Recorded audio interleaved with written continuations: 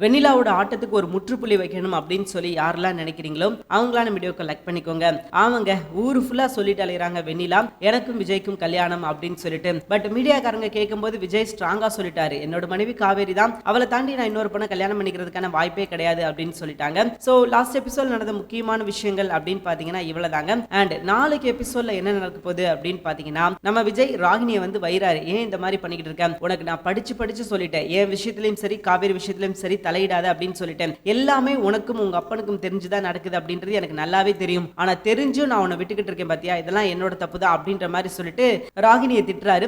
ராகினியை திட்டும் போதே பாத்தீங்கன்னா அஜய் உள்ள வந்து அண்ணன் அப்படின்ற மாதிரி சொல்லிட்டு உள்ள வர்றாரு. வாடா நல்லவனே அப்படின்ற மாதிரி சொல்லிட்டு அஜய்க்கு 2 டோஸ், இங்க பாரு, இதுக்கப்புறம் உன்னோட மனைவி இங்க ஒரு நிமிஷம் கூட இருக்க கூடாது, அவ எனக்கு எதிரா என் வீட்டுக்குள்ள இருந்து எல்லா வேலைகளையும் பார்த்துக்கிட்டு இருக்கான், இனி ஒரு நிமிஷம் அவ இங்க இருந்தா அப்படின்னா கண்டிப்பா நான் அவளை உயிரோடய விட மாட்டேன், ஒழுங்கு மரியாதையா கூட்டிட்டு போயிரு, அதுதான் அவளுக்கும் நல்லது உனக்கும் நல்லது, நடக்கிற விஷயங்கள் எல்லாம் உனக்கு தெரிஞ்சுதான் நடக்கும் அப்படின்றது எனக்கு நல்லாவே தெரியும், புருஷனும் பொண்டாட்டியும் சேர்ந்து என்னோட வாழ்க்கையை கெடுக்கணும் அப்படின்னு சொல்லிட்டு பிளான் போட்டுக்கிட்டு இருக்கீங்களா அப்படின்ற மாதிரி சொல்ல உடனே அஜய் வந்து பதற ஆரம்பிச்சிட்டாரு. ஐயோ அண்ணன், எனக்கு இதுக்கு எந்த சம்மந்தம் கிடையாது, எனக்கு எதுவும் தெரியாது, நான் ஊர்ல இருந்து இன்னைக்கு தான் வரேன் அப்படின்ற மாதிரி சொல்லி சமாளிக்கிறார். அப்போ ஒழுங்கா உன்னோட பொண்டாட்டியை கூட்டிட்டு போயிரு, இதுக்கப்புறம் அவ இங்க இருந்தா அப்படின்னா நான் சும்மா இருக்க மாட்டேன் அப்படின்ற மாதிரி சொல்ல அஜயும் வந்து ராகினியை கூட்டிட்டு போறாரு. வா ராகினி வா அப்படின்ற மாதிரி சொல்லி கூட்டிட்டு போறாரு. ராகினிக்கு வந்து இங்க இருந்து வர பிடிக்கல, ஏன் அப்படின்னா இங்க இருந்தாதான் இங்க என்ன நடக்குது அப்படின்னு சொல்லி தெரியும், இல்லனா எப்படி தெரியும், சோ அதனால இங்க தான் இருக்கணும் அப்படின்னு சொல்லி ஆசைப்படுறாங்க. பட் எதுவுமே நடக்க போறது கிடையாது. இன்னொரு பக்கம் பாத்தீங்கன்னா வெண்ணிலா, அடுத்து வெண்ணிலா வந்து விஜய்ட்ட வம்பளுக்குறாங்க, ஒழுங்கு மரியாதையா கல்யாணத்துக்கு வந்துருங்க, இல்ல அப்படின்னா நடக்கிற எல்லா பிரச்சனையும் காரணம் நீங்க தான், என்னோட அப்பா அம்மாவை கொலை பண்ணதே நீங்க தான் அப்படின்னு நான் சொல்லி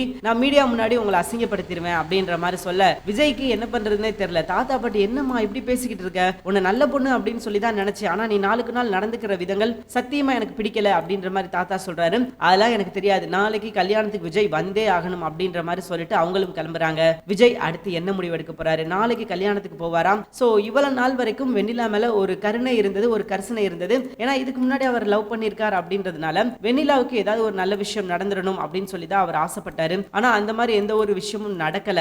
சோ இப்போ வெண்ணிலா வந்து டோட்டலாவே மாறி இருக்கிறாங்க. பசுபதி அண்ட் ராகினி இவங்களோட பேச்சை கேட்டு ஒரு கேவலமான ஜந்துவா மாறி இருக்காங்க அப்படின்றது விஜய்க்கு இப்ப நல்லாவே புரிஞ்சிருச்சு. சோ அதனால விஜய் இதுக்கப்புறம் பாத்தீங்கன்னா நிச்சயமா வெண்ணிலாவுக்கு ஒரு சரியான பாடம் கத்துக் கொடுக்கணும், இல்ல அப்படின்னா நாளுக்கு நாள் இவங்களோட ஆட்டம் வந்து இன்னும் அதிகமா தான் இருக்குமே தவிர்த்து குறையாது. சோ கடைசி வரைக்கும் விஜய் இவங்க கூட போராடிக்கிட்டே இருக்கணும் அப்படின்ற ஒரு சுச்சுவேஷன் வந்தாலும் ஆச்சரியப்படுறது கிடையாது. அதனால விஜய்க்கு கிடைச்சிருக்கிறது இது ஒரு சரியான வாய்ப்பு.